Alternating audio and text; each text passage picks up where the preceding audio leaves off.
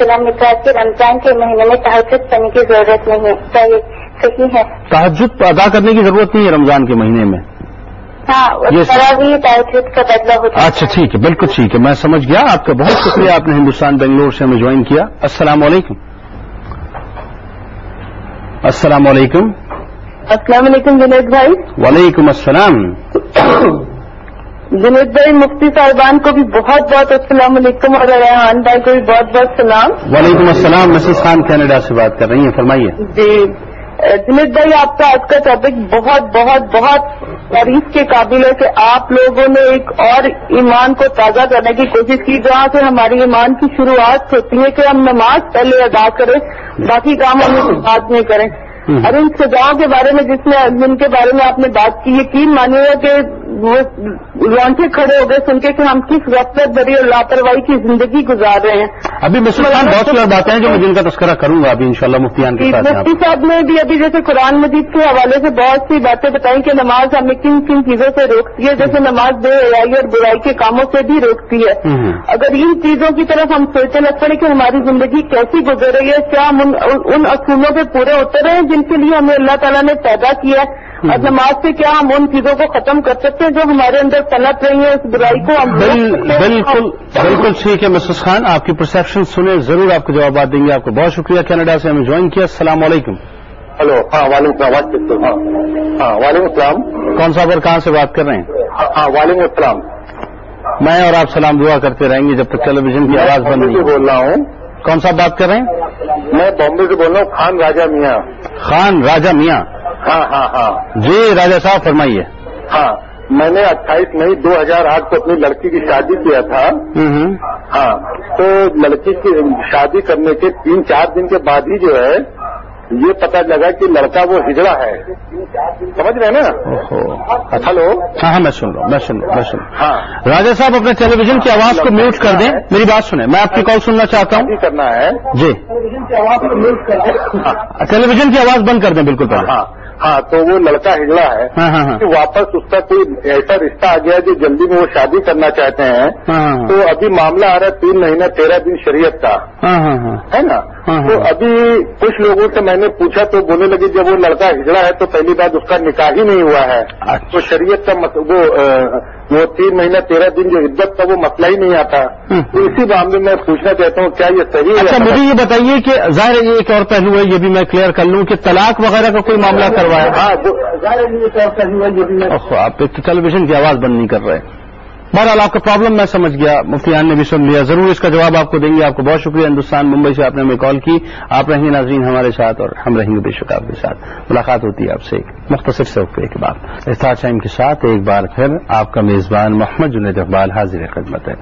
چلتے ہیں جناب اپنے اگلے کالر کی جانب اور دیکھیں دنیا کے کس خطے، کس ملک اور کس شہر سے ان پیارے سے لمحات میں ہمارے ساتھ کون ہیں۔ السلام علیکم۔ وعلیکم السلام ورحمۃ اللہ وبرکاتہ۔ کون صاحب اور کہاں سے بات کر رہے ہیں؟ وعلیکم السلام ورحمۃ اللہ وبرکاتہ۔ جی میں غلام یاسین سعودی عرب جدہ سے بات کر رہا ہوں۔ جی یہ غلام محمد یاسین صاحب۔ جی میں آپ سب حضرات کو پہلے رمضان مبارک کے بعد پیش کرتا ہوں۔ آپ کو بھی بہت بہت کرام کو بھی رمضان مبارک۔ آپ کو مبارک۔ جی فرمائیں۔ سید ریحان سے ایک نعت کی فرمائش کرنا ہے۔ کون سی نعت کی فرمائش کرنا سر؟ جو پڑھتے رہو نماز کے قول رسول ہے۔ ہاں ٹھیک ہے، کوشش کریں گے۔ آپ کا بہت شکریہ، آپ نے ہمیں سعودی عرب سے جوائن کیا۔ اب مفتی صاحب ایک کال اور ہے، اس کو بھی لے لیتے ہیں۔ السلام علیکم۔ السلام علیکم جنید بھائی۔ وعلیکم السلام۔ میں لاہور سے شیری شوکت بات کر رہی ہوں۔ جی شیری شوکت صاحبہ، کیسے ہیں آپ؟ اللہ کا شکر ہے، آپ ٹھیک ہیں؟ الحمدللہ۔ مفتیان کرام اور ریحان بھائی کو بھی بہت بہت سلام۔ وعلیکم السلام۔ اور آپ سب لوگوں کو ہم تمام گھر والوں کی طرف سے بہت بہت رمضان مبارک۔ آپ کو بھی، آپ کے پورے گھر والوں کے ساتھ بہت بہت مبارک۔ خیر مبارک۔ خصوصی طور سے میری والدہ کا آپ کے نام پیغام ہے کہ جنید اقبال کو بہت بہت سلام اور بہت بہت رمضان مبارک۔ अपनी वालिदा को मेरा वालेकुम अस्सलाम कहिएगा और दुआ की दरख्वास्त उनसे कीजिएगा। जरूर, बस आप लोग भी दुआओं में याद रखिएगा। सवाल तो मेरा कोई नहीं है, बस दुआ की दरख्वास्त है। बहुत शुक्रिया आपके कॉल करने का। 700 मरतबा हम जो बात कर रहे थे कि कोई ऐसी इबादत नहीं मुफ्ती साहब की जिसके बारे में इतना तस्करा फ्रीक्वेंटली कुरान में हो। सिर्फ नमाज के बारे में अल्लाह तबारक व तआला ने इतना तस्करा किया, इतना हुक्म दिया, वाक़िमुस्सलात वाक़िमुस्सलात। देखिए यहाँ पर जी बुनियादी तौर पर बात यह है कि नमाज सबसे अहम इबादत है, और जिस तरह के हदीस जिब्रील में है कि नबी करीम अलैहिस्सलाम की बारगाह में हज़रत जिब्रील अलैहिस्सलाम इंसानी सूरत में हाजिर खिदमत हुए, तो आका अलैहिस्सलाम की बारगाह में जो है यही इरशाद फरमाया कि इस्लाम की बुनियाद जो है वो इन चीजों पर है, और सबसे पहली चीज क्या है, वो नमाज है। सबसे पहली इबादत ही नमाज है, बाकी तमाम इबादत का जो तस्करा है वो उसके बाद मिलता है।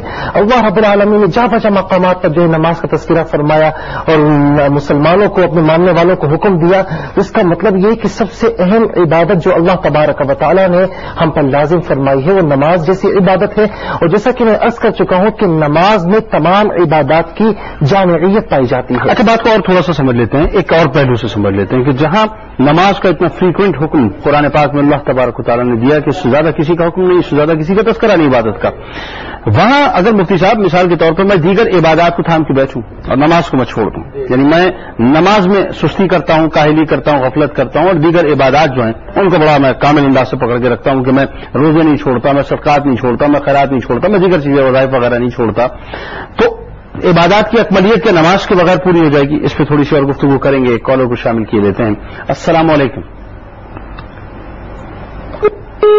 कॉल ड्रॉप हो गई जनाब।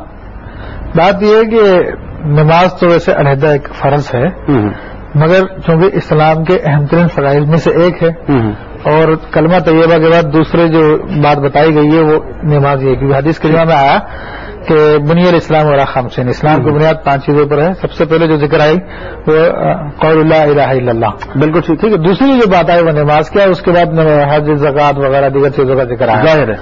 तो अब जो बुनियादी चीज है उसी में इंसान कमी कर दे तो बाद की चीजें उसको मजबूती नहीं आ सकती, क्योंकि देखिए नबी करीम सल्लल्लाहु अलैहि वसल्लम के अल्फाज देखिए कि इस्लाम की बुनियाद 5 चीजों पर रखी गई है, तो गोया कि नबी करीम सल्लल्लाहु अलैहि वसल्लम ने इस्लाम को एक बिल्डिंग से ताबीर फरमाया, ठीक है, और बिल्डिंग का जो सबसे पहला पिलर जो करार दिया वो कलमा तैयबा, और दूसरा पिलर नमाज करार दिया, यानी बुनियादों में शामिल है, बुनियादों में शामिल, बिल्कुल ठीक है।